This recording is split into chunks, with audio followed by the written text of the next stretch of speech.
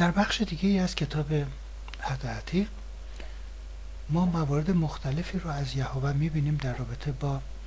قوم یهود و همسایگان غیر یهودی خودشان که در اونجا آشکارا در واقع موضعی میگیره که در اصطلاح امروزی بهش آپارتاید گفته میشه یا همون تبعیض نژادی گفته میشه. حتی یک بار شدت خشم یهوه از اینکه قوم اسرائیل از غیر یهودیان زن گرفته‌اند، پیغمبر معتبر او که عزرا نام داره رو از شدت ناراحتی تا آستانه مرگ پیش میبره. در کتاب به این صورت نوشته شده که و من چون آگاه شدم که قوم اسرائیل خویشتن را از مردم کشورهای دیگر جدا نکردند، بلکه از دختران ایشان برای خود و پسران خویش زنان گرفته‌اند و ذریت مقدس خود را با رجاسات و نجاست امتهای دیگر مخلوط کرده‌اند، جامه و ردای خود را چاک زدم و موی سر و ریش خود را کندم تا وقت شام متحیر نشستم و در وقت شام از تذلل خود برخاستم و با لباس و ردای دریده به زانو در آمدم و دست خود را به سوی یهوه خدای خیش برافراشتم و گفتم ای خدا، من خجالت دارم که اوامر تو را ترک نموده ایم که فرموده ای آن زمینی که شما بنی اسرائیل برای تصرف آن می روید زمینی است که از نجاست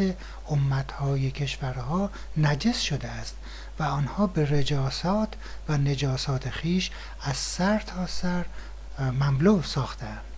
پس دختران خود را به پسران ایشان ندهید و دختران ایشان را برای پسران خود نگیرید و هرگز سعادتمندی و سلامتی را برای ایشان مطلبید تا خودتان این زمین را بخورید و آن را برای پسران خود به ارثیت ابدی واگذارید. پس عزرا گریه کنان پیش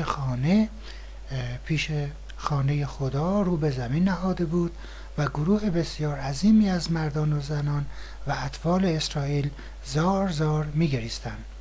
و شکنیا ابن یحیائیل به زهرا گفت به عذرا گفت پس حال با خدای خیش عهد ببندیم که این زنان و اولاد آنان را از خود دور کنیم. پس در روز سوم که روز 20 از ماه نهم بود، همه مردان یهودا و بنیامین در اورشلیم جمع شدند و از ترس خدا و نیز به سبب باران سخت می لرزیدند. آنگاه عزرای کاهن برخاسته به ایشان گفت شما خیانت ورزیده و زنان غریب و بیگانه گرفته اید و جرم اسرائیل را افزوده اید.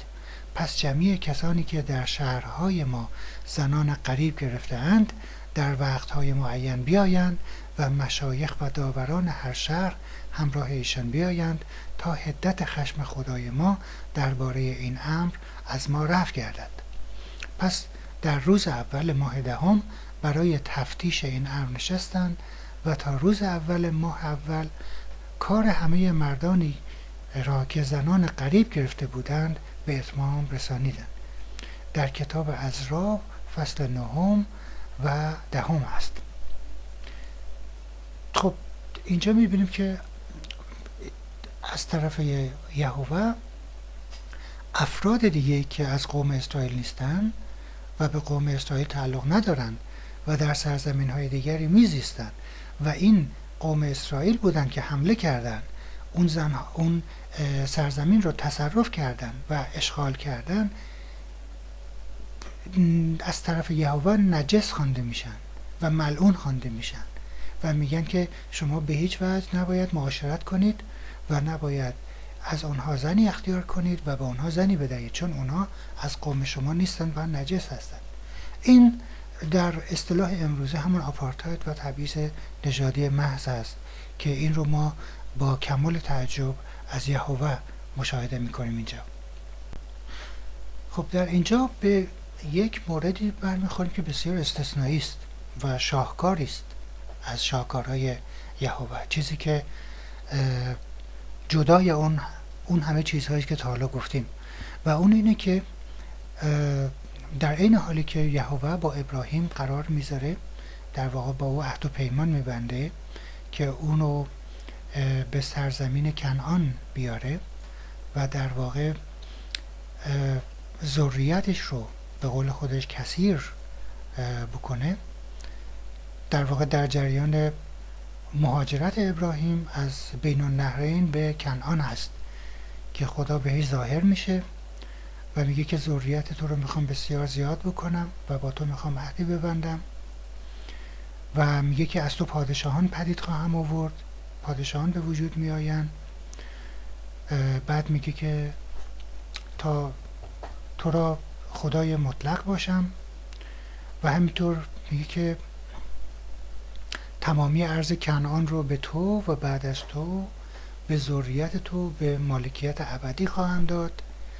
به شرط آنکه تو عهد منو نگه داری که بعد از تو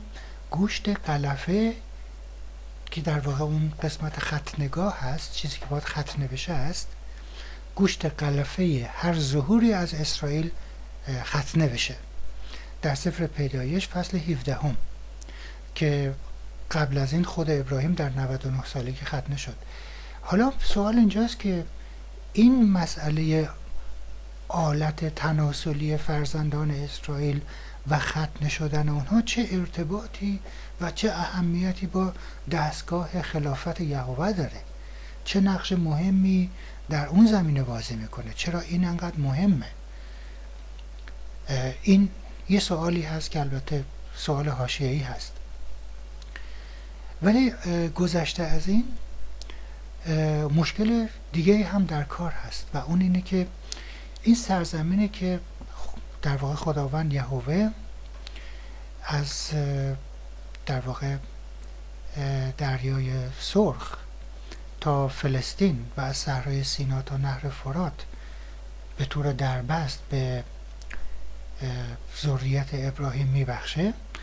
یک سرزمین بی صاحب و خالی از سکنه نیست، بلکه در واقع اون مسکن 7 قوم بزرگ بوده و همینطور 10 قوم کوچکتر که در اونجا زندگی میکردن و اسامی همه این اقوام در تورات اومده است. در چنین شرایطی به طور منطقی در واقع میبایستی قبل از اجرای چنین عهدنامه‌ای و اشغال این سرزمین ها ترتیب جابجایی برای مردمی بود که در این سرزمین ها زندگی میکردن